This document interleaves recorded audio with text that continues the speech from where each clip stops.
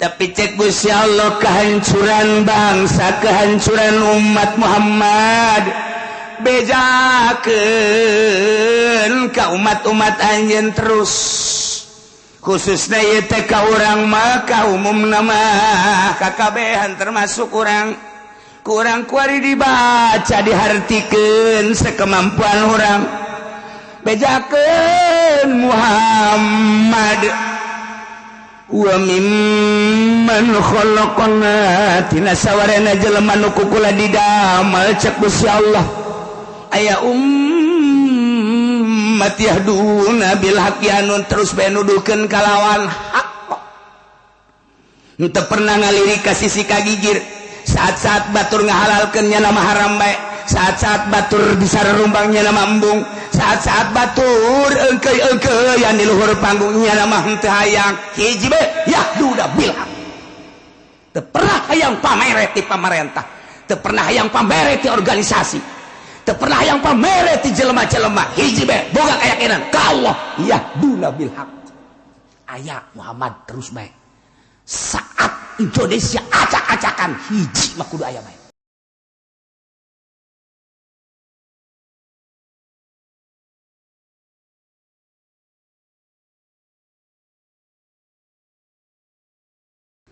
wa mimman khalaqna ummatun yahduna bil haqq jeung tina sawarehna jelema aya nu ku kaula didamel cek Allah ummatun umat yahduna bil haqq anu nuduhkeun kalawan bener wa bihi adilun jeung nyana lurus ajeg adil ku bener eta aya terus beti zaman kangjeng Nabi pupus teh terus estafet ka para sahabat di zaman sahabat teh tegak agama teh lantaran deukeut keneh ka kangjeng Nabi dilanjut ku para tabiin di zaman tabiin ge tegak lantaran deukeut keneh ka para sahabat dilanjut ku atba tabiin di atba tabiin ge masih kena tegak lantaran deukeut keneh ka tabiin mulai ti atba tabiin rada goyang-goyang ku ari atba rada goyang di atba urang mah ku ari geus atba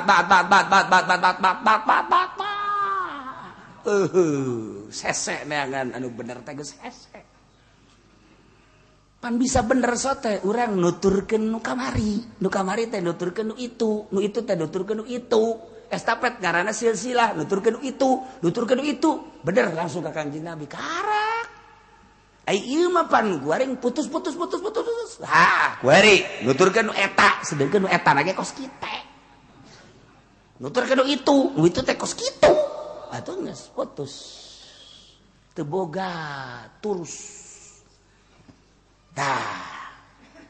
Tapi cek Gusti Allah Muhammad bejakeun ka umat anjeun saat umat para rutus tina nuturkeun ka leluhur-leluhurna di zaman urang kuari geus para rutus lantaran atuh boro-boro ka Kangjeng Nabi urang maka zaman pejuang 45 bae ge pamarentah teh geus teu nuturkeun leluhur abri geus teu nuturkeun leluhurna polisi kitu keneh rakyat geus kitu keneh ku ari teh meureunanan hararudang eta tulang-tulang anu memperjuangkeun bangsa Indonesia jeung nagara deuleu nyana ka rakyat rakyat sia teh nang aing memperjuangkeun kunaon ku ari diacak-acak tuh kepala polisi nu baheula aduh polisi kunaon sia teh kararitu nang aing ngamerdekakeun baheula berjuang kitu keneh abri Bung Karno beserta Bung Hatta Imam Bonjol jeung Raden Ajeng Kartini Cut Nyadin Patimura dan pejuang-pejuang nu baheula hudangnya duh siapa artinya orang geus tuturkeun nya eta keur carita pejuang eta kuari Islam nu kamari ieu di zaman masyaallah Syekh Nawawi Tanara zaman Ki Khalil Bangkalan, ulah zaman para aulia Allah, zaman wali sanga ulah ieu nu kamari ieu. Terus ka belah dieuna tak zaman Syekh Abdul Karim, belah dieu terus zaman Ki Hasyim Asy'ari, terus ka belah dieu Asnawi Kudus, eta ke masih buah ragus kene cikene zaman kolot-kolot urang baheula. Di ditu aya Abuya, di ditu aya Ki Bustomi, di ditu aya Ki Abdurrahman, di ditu aya ajengan Imam, di ditu aya Ayah Banjar. Terus sararapu kene Masya Allah satu suara, haram eta haram kabeh, halal eta halal kabeh. Bagejlog kita luturkeun sampaikan kaya rakyat ge ngadenge si ada sia ulah jadi pamadatan bahasa kiai. Si ada sia ulah nyokot bit ke kelembungan, bang teh ke kelembungan disebut tage. Wahsya satu suara haram. Tek bae aya nu kaluaran ti Mesro, nu kaluaran ti Australia, nu kaluaran ti Amerika, berbagai keluaran ngahiji di Indonesia. Ieu teh dimodif bunga bang jadi halal, kredit beda harga 2 akad jadi halal, nyana tanggung jawab lah. Udah saya tanggung jawab, ambo seuneu sia tanggung jawab cikene.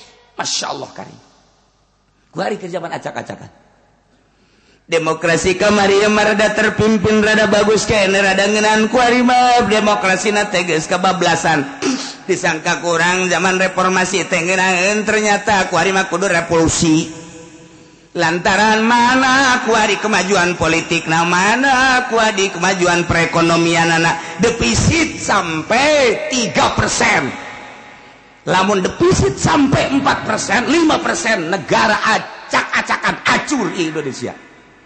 Sejarah Indonesia can pernah turun 3%. Kuari geus 3%, naik 4%, 5%, acak-acakan.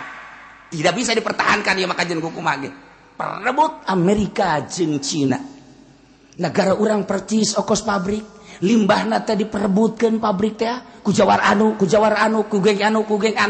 Ieu negara Indonesia percis bagaikan pabrik diperebutkeun limbahna. Amerika hayang, Cina hayang.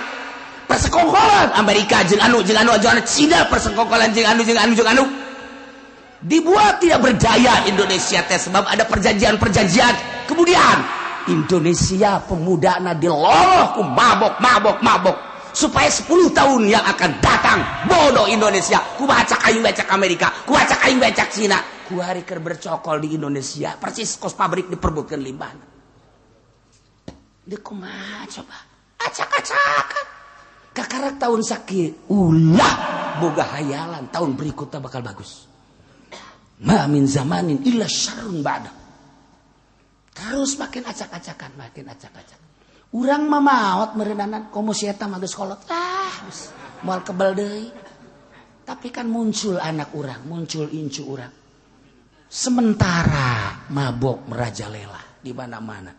Mun diaritakeun tentang mabok berarti kan aya penjualna.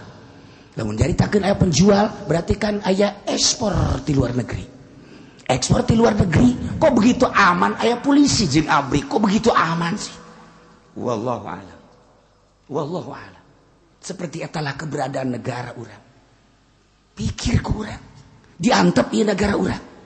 Lamun cacak pondok pesantren anu lillahi taala Banten, Pandeglang, Serang, Tangerang, Bogor, Jawa Tengah, Jawa Timur, Padang, Aceh, mun kiai pondok pesantren salaf wallahu alam Indonesia.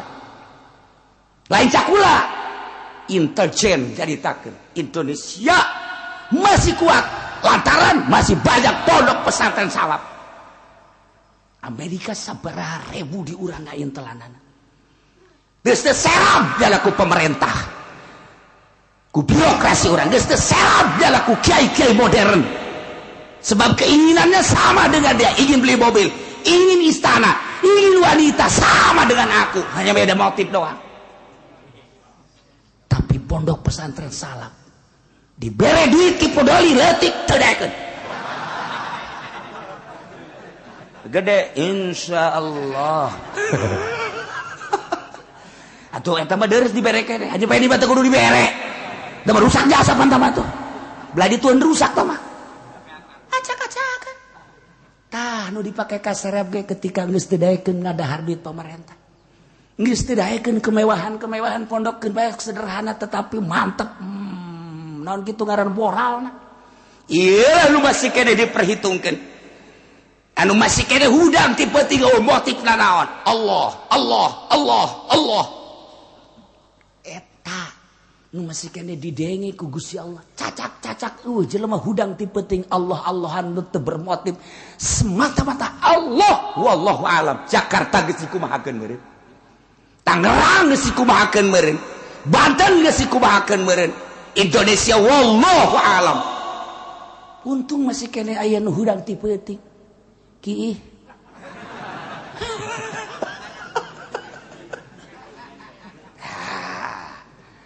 tapi cek Gusti Allah kehancuran bangsa kehancuran umat Muhammad bejakeun ka umat-umat anjeun terus khususna ieu teh ka urang mah ka umumna mah kakabehan termasuk urang kurang kuari dibaca dihartikeun sekemampuan orang bejakeun Muhammad wa mimman khalaqna tina sawarena jelema nu kukula didamel cek Gusti Allah aya ummat yahduna bil haqqi anu terus bae nuduhkeun kalawan hak henteu pernah ngalirik ka sisi kagigir saat-saat batur ngahalalkeun nya nama haram bae saat-saat batur disarerumbang nya nama embung saat-saat batur engkeuy-engkeuyan di luhur panggung nya nama henteu hayang hiji bae yahduda bil haq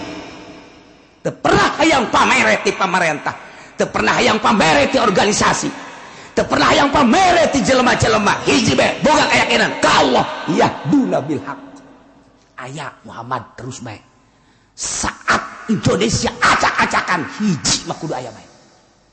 Saat Baghdad acak-acakan hiji mah kudu aya bae. Saat Iran acak-acakan hiji mah kudu aya bae. Saat Mekah acak-acakan Arab acak-acakan hiji mah aya bae. Turki keur diobok-obok wari hiji mah aya bae.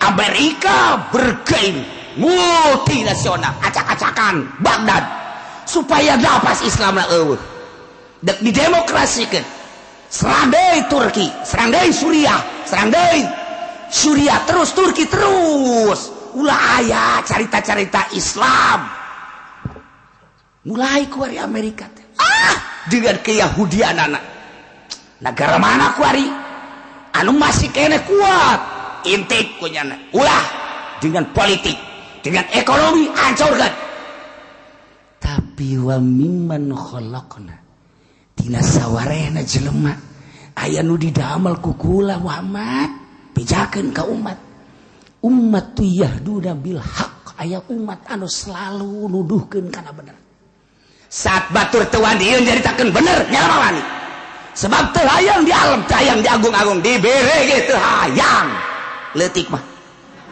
si eta tah mah ayo bae tegekeun geura Muhammad bejakeun ieu mantap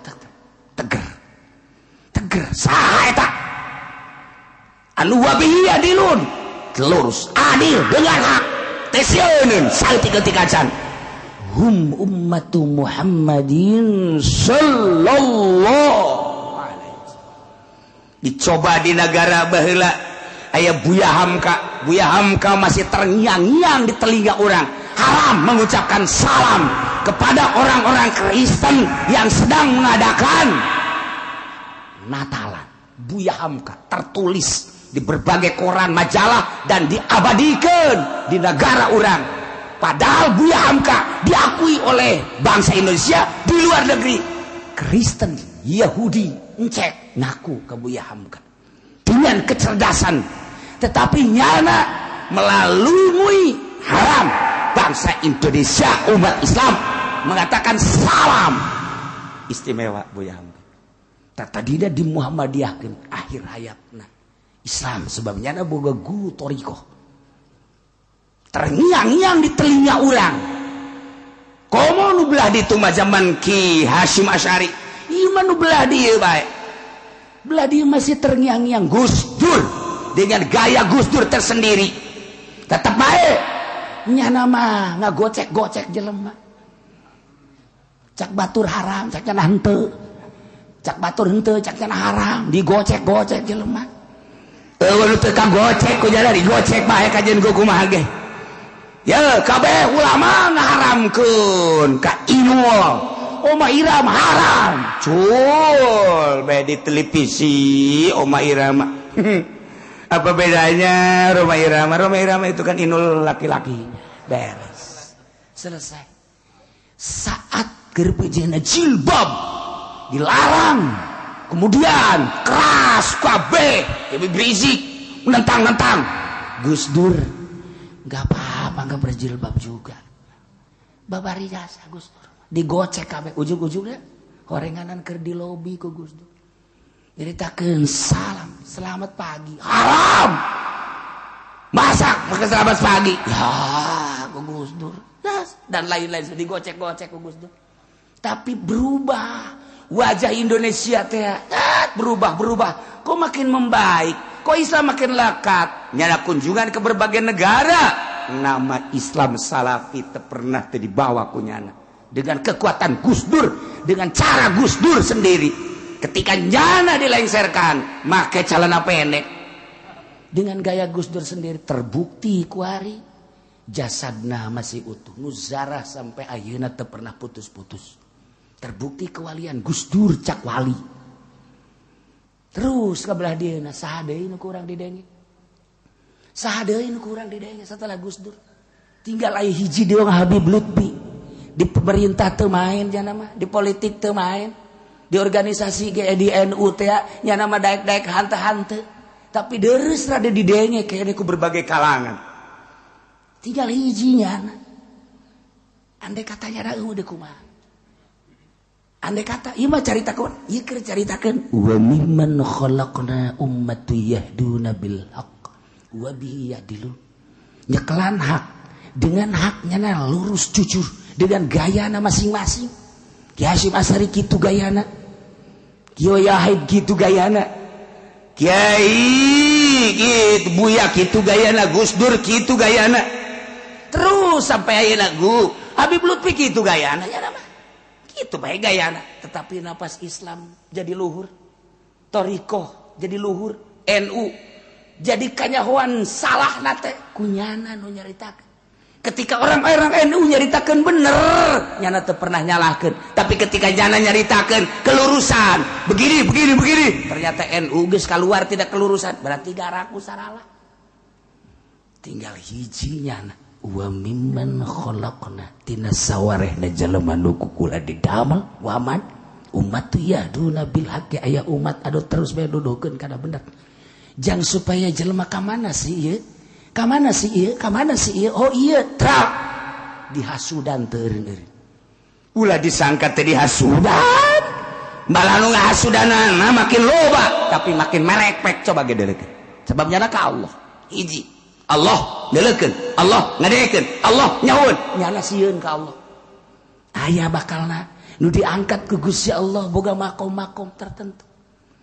anu terus benar iyalah umat Kangjeng Nabi Muhammad sakumaha dina hadis dijelaskeun la tasalum min ummati ummatan qaimatan bi amrillah la yaturhum min man khadalahum wa la man khalafahum hatta yati amrullah wa hum ala dzalik bual eureun-eureun ti umat kaula Muhammad cak Kangjeng Nabi hadis qudsi dibejakeun ka balerea mal eureun-eureun cak Kangjeng Nabi ti umat kaula aya umat anu terus bae nangtungkeun negakeun bi amrillah urusan Allah haram caritakeun haram halal caritakeun halal makruh sunah teu pernah sieun layal turhum man khadalahum teu pernah ngabahayakeun ka jelema nu ngahinakeun kanyana pemerintah nyaca terus bae kiai-kiai nu sejen nyararaca terus bae dengan penuh keyakinan ka Allah teu pernah gimir teu pernah sieun disengsarikan ku kiai, ku ustad, ku masyarakat, ku terus bae cara mah. Dek didegekeun dek teu Allah bae pokona mah. Aya ta umat model kitu. Ditimbulkan ku Gusti Allah saat-saat mana bae aya bae. Wala man khalafahum tasieun ka jelema nu nyulayan ka nya. Weh, cenah si anu mah teu nuturkeun ka kiai sabodok. Cenah kelompokan mah teu nuturkeun ka kajeun. Cenah pamarentah ge teu nuturkeun bae bae. Aing mah deuk aing bae ka Allah. Abe ka tembong jelema acak-acakanana jeung rusakna. Ketika nyala terus bae ka Allah, nyala tadi dituturkeun rusakna berarti sekian persen. Ketika nyala terus bae ka Allah, jelema nyacan ka rusakna berarti kajahoan. Terus mal irin-irin. Teu sieun kun jelema ngahinakeun, kun nyulayan hatta ya'tiya amrullah wa hum ala dzalik. Hingga datang perintah Allah maut, nyana tetep bae dina tegas. Hiji wa mimman khalaqna tina sawarehna manusia aya anu ku kaula diramal Gusti Allah ummatun lain hiji umat loba bisa oge per negara hiji per kabupaten hiji atau aya bentuk organisasi ummatu yahduna bil haqq wa bihi ya'dil. Masya Allah urang ngadenge ieu bunga alhamdulillahirabbil alamin. Saat jelema megol aya tuturkeun, saat jelema mamang kembali kanu bener, saat jelema kebingungan aya jang cecekelan, selalu aya bae moal dibeakeun ku Gusti Allah. Acak-acakan politik jeung ekonomi jeung budaya aya bae nu lempeng. Dek didengekeun dek henteu nyaritakeun benerna politik, nyaritakeun benerna ekonomi, nyaritakeun benerna budaya. Ketika kajahoan politik nu bener, nu salah bakal kajahoan. Ketika nyaritakeun ekonomi nu bener, nu salah bakal kajahoan. Negara urang kuari politikna keur acak-acakan kajahoan. Ekonomi geus dikuasai ku Yahudi. Urang ngaji takrib, urang ngaji patul muin, pelebah jaritakeun bab muamalah perekonomian geus teu kapake saeutik-eutik acan. Tapi terus bae nya nama nyaritakeun dek dipake dek henteu. Wa bihi ya'dilun. Masyaallah. Alhamdulillahirabbil alamin. Tapi di luar eta aya jelema nu ngabohongkeun ka Al-Qur'an. Iyalah walladzina kadzabu wallahu a'lam bissawab.